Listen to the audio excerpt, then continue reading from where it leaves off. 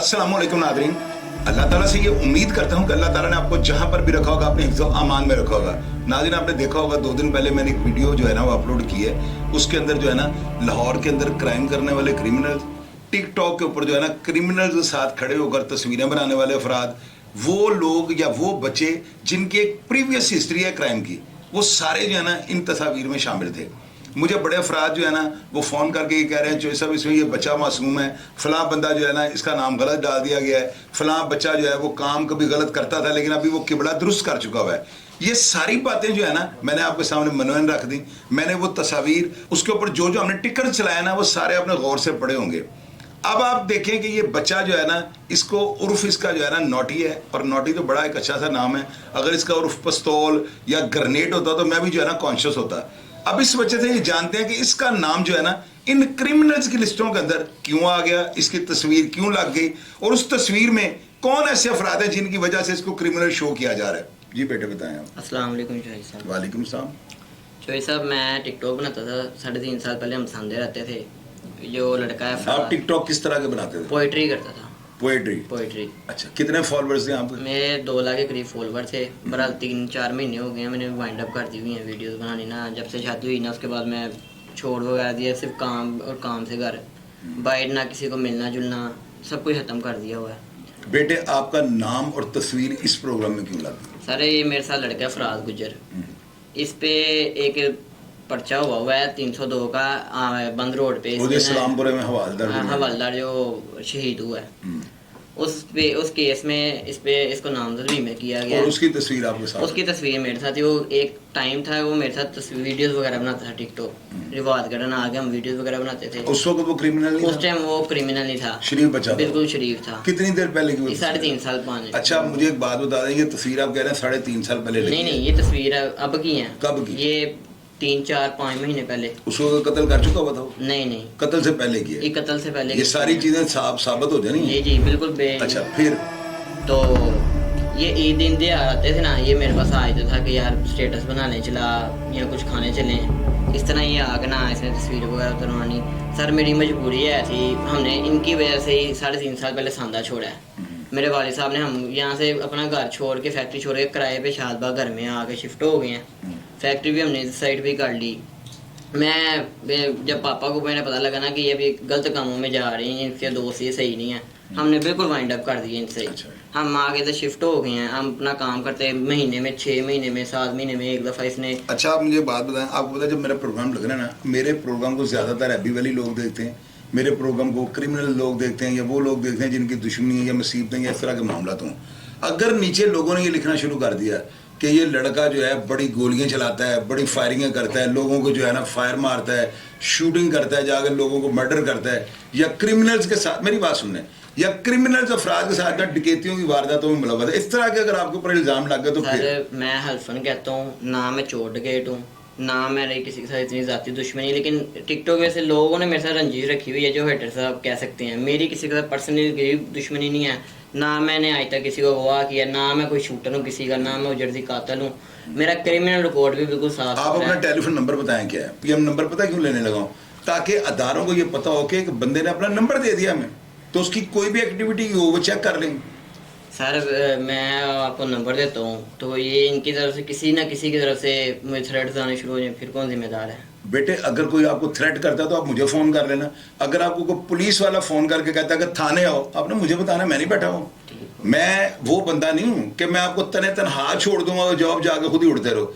अगर आपके ऊपर इस प्रोग्राम करने के बाद कोई मुसीबत आती है तो बेटे मैं बैठा हूँ, मैं हर तरह की सफाई दूँ। और पुलिस वालों को ये पता है कि मैं गलत बंदे की जो है ना सपोर्ट नहीं करता हूँ। मैंने तो खुद सारी जिंदगी यही बंद गलियों और तंग रास्तों में फिरता हूँ, तो मैं किस तरह आपको बुरा नहीं दूंगा। आप अपना नंबर बताएं क्या? 037 32 43 246। अच्छा, अब आप मुझे ये बताएं नंबर आपका ऑन होता है? हाँ जी, मेरा नंबर। अच्छा, 2 चीज़ें सिर्फ आप मुझे कंफर्म कर दें कि आपका कोई मर्डर, कोई डकैती, कोई अगवा बराए तवान या किसी वारदात में तो आप कभी इन्वॉल्व नहीं हुए? हल्फन इस चीज किसी चीज़ में। आप डीआईजी ऑपरेशन फैसल कामरान साहब को क्या कहना चाहते हैं?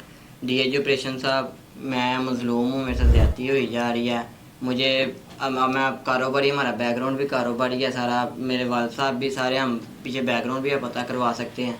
बहरहाल मैं इस टाइम बहुत ज़्यादा मुश्किल में फंसा हुआ था, तो मैंने इनका इंटरव्यू देखा है। तो मैं फिर इनके पास आके अपनी हाज़िरी लगवाई है कि मैं ऐसा वैसा नहीं हूँ, मेरा कोई भी रिकॉर्ड, काइंडली मुझे छोड़ दिया जाए, रिलीज तो कर आइंदा अगर आप किसी क्रिमिनल एक्टिविटी में आइंदा भी मुलव्वस हुए तो कौन जिम्मेदार होगा? आइंदा भी अगर मैं आपको किसी भी क्रिमिनल एक्टिविटी या किसी भी इनमें से किसी के साथ खड़ा हुआ नज़र भी नहीं आऊँगा, ना मेरा इनके साथ पहले ताल्लुक था, ना मेरा अब इनके साथ ताल्लुक होगा, तो जो आप सजा देना चाहेंगे मैं हाजिर हूँ। नॉटी बेटे, आप मुझे ये बताओ, आप अगर मैं आपसे ये कहूं कि आप अपनी उम्र के एज फेलोज नौजवानों को कोई मैसेज दें तो आप क्या देना चाहेंगे? मैं सर जी उनको यही मैसेज देना चाहूँगा कि इलाके के कानटूटे बदमाश जिनको ये समझते हैं ये कल को इनके लिए सजाए मौत का भी बायस बन सकते हैं, इनकी वजह से आपके माँ बाप को कुछ हो सकता है। अब मैं तो इनके पास आके बैठा हुआ हूँ, पीछे मेरी माँ का क्या हाल है, मेरे बाप का क्या हाल है, ये तो मुझे पता है ना, इसलिए मेरे लिए डूब मरने का मुकाम है। मैं तो यही चाहता हूँ, मैं रब के अगे भी यही कहना कि ਅਸੀਂ ਜਾਂਦੇ ਹੀ ਮਰ ਜਾਂਦੇ, ਅਸੀਂ ਇਹ ਦਿਨ ਆਪਣੇ ਮਾਪੇ ਨੂੰ ਵਹਾਉਂਦੇ।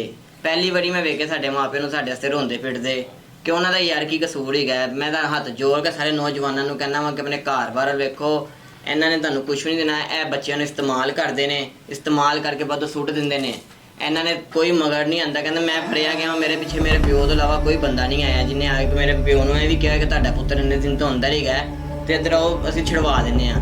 ਤੁਹਾਨੂੰ ਹੱਲਾਸ਼ੇਰੀ ਦੇਣ ਵਾਸਤੇ ਸਾਰੇ ਆਣਗੇ, लेकिन जो तुम मुसीबत च पै जाओगे कोई ਤੁਹਾਡੇ पीछे आए खलोने वाला नहीं होता। तो मैं DIG साहब से रिक्वेस्ट करता हूँ कि DIG साहब हम सब बच्चों पे नज़रसानी करें, जितना हमारे घरों के साथ बीत गया हुआ, जो हमारे साथ बीत गया हुआ ना, हम मज़ीद और बर्दाश्त नहीं कर सकते।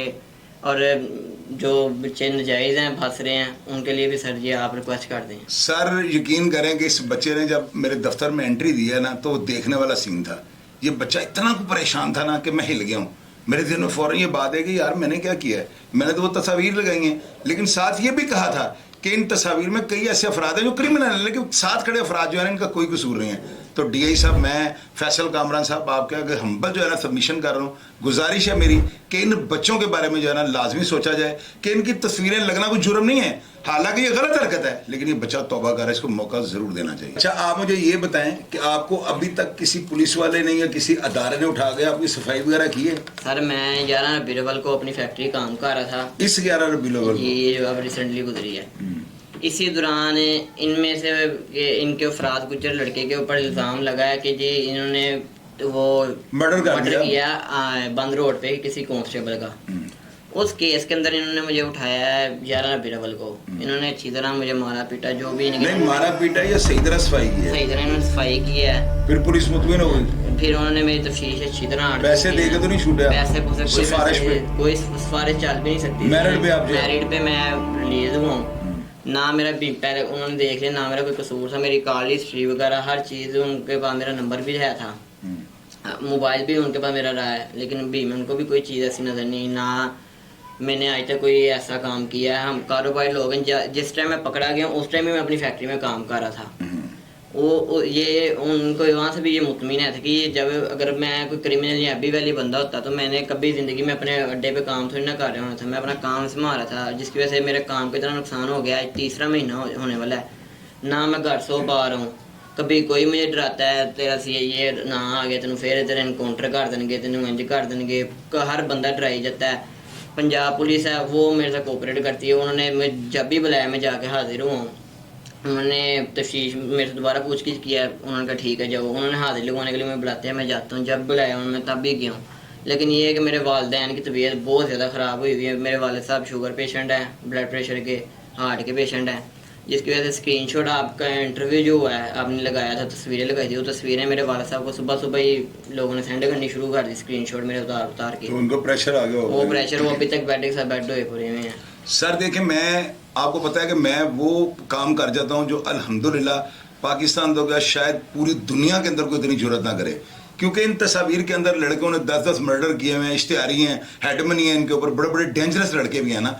तो मुझे जब ये लिस्ट मुझे मिलती है ना किसी भी जराए से, अगर मेरे पास ये आई है तो मैंने बगैर किसी खौफ के ना जो बिल्कुल मनोयंत मैंने ऐसे ही जो है ना उसको लगा दिया, अपलोड कर दिया।